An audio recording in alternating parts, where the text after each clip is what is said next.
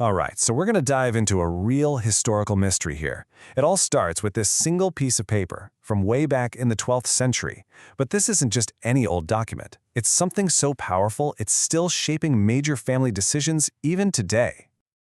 But first, let me ask you something. Just think about it for a second. Could you marry someone who has the same first name as your mom? Or what if your fiance's dad has the same name as your dad? You might think, what a weird coincidence. But for a lot of people, that's not just a coincidence. It's a huge red flag. And the reason why goes back centuries. And you know, it's not just that. There's a whole list of these, let's call them curious customs, you'll find in some Jewish communities. Like two brothers marrying two sisters? Nope, that's a no-go. Or naming your baby after a grandparent who's still alive? Also something that's often avoided. Even marrying your own niece, which, by the way, is technically allowed by biblical law, is on the do not do list. So you gotta ask, where in the world did all these super specific and honestly kind of strange rules come from? Well, believe it or not, they all trace back to one single source, an ancient document. And what's so fascinating is that the debate about who these rules are for is just as old as the document itself. I mean, check out this quote. This was literally written by a scribe copying the text ages ago. It just perfectly nails the big question. Was this a private note just for the author's family, or was it a spiritual warning for, well, everyone? Okay, so this document has a name, the Tzavat Rabbi Yehuda HaHasid, or the Testament of Rabbi Yehuda the Pious. The best way to think of it is like a spiritual last will and testament. It was written way back around the year 1200 in Germany by this incredibly respected sage.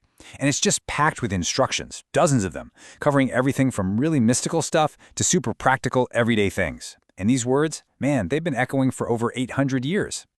So if we want to understand why this one document has had such a tight grip on people for centuries, we really have to get to know the guy who wrote it. So let's ask, who was Rabbi Yehuda HaChassid? So picture this, it's the middle of the 12th century. He was born right in the heart of Germany, and this was the era of the Crusades.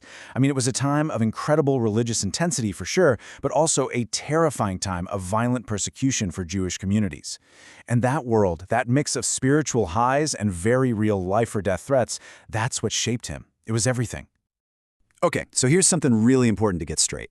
When you hear that word Hasid today, your mind probably jumps to the modern Hasidic movements, right? But we need to pause here, because this is a totally different thing. Rabbi Yehuda was the leader of a much, much earlier group from the Middle Ages called the Hasidei Ashkenaz, the Pious of Germany. And their whole vibe was different.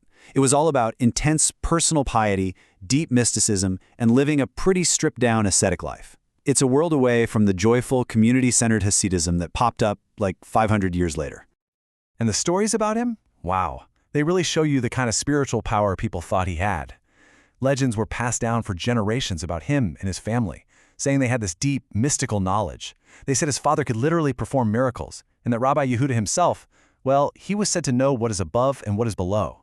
Basically, that he had this almost divine insight into how the universe worked. Now, when a guy with that kind of reputation writes down a warning, you listen. You take it very, very seriously. And that incredible authority is what brings us right to the heart of the debate, the one that's kept rabbis and scholars arguing for hundreds of years. Was this thing just a private memo for his own kids and grandkids, or was it a universal warning meant for every Jewish person, forever? Okay, so the arguments basically fall into two camps. In one corner, you've got these major thinkers, like the famous 18th century sage Rabbi Yechizzga Landau. He looked at it and said, wait a minute, some of these instructions actually go against the Talmud, which is like the central text of Jewish law. So for him, the conclusion was simple. This cannot be a law for everyone. It must have been some kind of mystical vision he had specifically for his own descendants. But then, in the other corner, you have this powerful counter-argument. Basically that Rabbi Yehuda was so holy, so righteous, that ignoring anything he said was just perilous. It was a spiritual risk that people just weren't willing to take. And I want to be clear. This isn't some debate that started in a university a few decades ago. No way! This uncertainty is baked right into the document's history.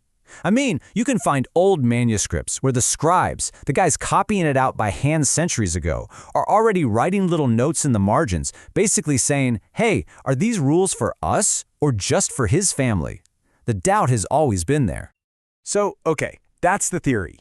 But how did all this actually play out on the ground, in the real world? Well, what we see is this really fascinating split, with different Jewish communities around the world taking completely different approaches. So, to paint with a broad brush, if you look at Ashkenazi communities, we're talking folks with roots in Central and Eastern Europe, they tended to follow these rules pretty strictly. Then you have Sephardi and Mizrahi communities from places like Spain, North Africa, the Middle East. There it was more of a mixed bag. Sometimes they adopted them, sometimes later on. But then you get to the Jewish community of Yemen, and there, for the most part, these rules were just ignored. And this is such a great case study. It's not that they didn't know about it. Yemenite scholars were totally aware of the document. You can even find it in some of the manuscripts from there. But when it came to daily life, to who you married or what you named your kid, the customs from the Testament just weren't part of the picture. They simply didn't follow them. So you might be asking, okay, but how do we know that for sure? This isn't just hearsay. We've got hard data to back it up. Let's start with a single number, 124. What's 124? Well, a researcher named Professor Aharon Gimenai went through about 1,800 old marriage contracts from Yemen, from the 1500s all the way to the 1900s, and he found 124 cases where the groom had the exact same name as his father-in-law. That is a direct break with one of the most well-known rules in the Testament. And it didn't stop there. He also found 144 cases where the fathers of the bride and groom had the same name. So see, this isn't just a story someone told. This is documented, historical proof.